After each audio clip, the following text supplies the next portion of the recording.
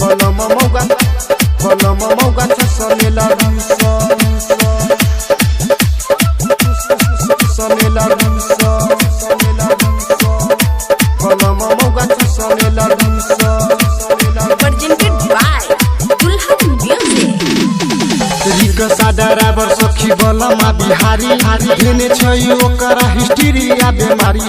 रिक्सा driver सखी बलमा बिहारी देने छै ओकरा हिस्ट्री या बेमारी कोनो जगह के छोड़ने नहीं सुखल कोनो जगह के छोड़ने नहीं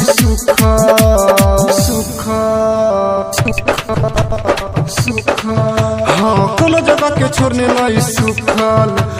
कोनो जगह के छोड़ने नहीं सुखल बलम मौगा छसनेला बलम मौगा छसनेला कोनो जगह के छोड़ने नहीं सुखल बलम मौगा छसनेला बलम मौगा छसनेला सनेला बलम मौगा छसनेला Presented by Dulhan Music.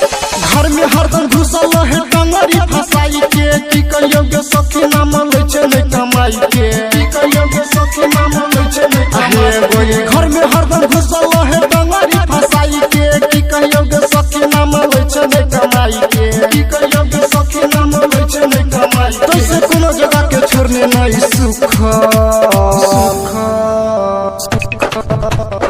तैसे कोनो जगह के छोड़ने नहीं सुखल तैसे कोनो जगह के छोड़ने नहीं सुखल बलम मौगा छसनेला बलम मौगा छसनेला तैसे कोनो जगह के छोड़ने नहीं सुखल बलम मौगा छसनेला बलम मौगा छसनेला सनेला बलम मौगा छसनेला Presented by Dulhan Music. Suresh बहार के लिखल गीत हरदम गावे गे नवीन यादव मन से पलस उल्टे सटावे गे सुरेश बहार के लिखल गीत हरदम गावे गे नवीन यादव मन से पलस उल्टे सटावे गे कैसे कोनो जगह के छोड़ने नहीं सुख तैसे कोनो जगह के छोड़ने नहीं सुखल तैसे कोनो जगह के छोड़ने नहीं सुखल बलम मौगा छसनेला बलम मौगा छसनेला तैसे कोनो जगह के छोड़ने नहीं सुखल बलम मौगा छसनेला Presented by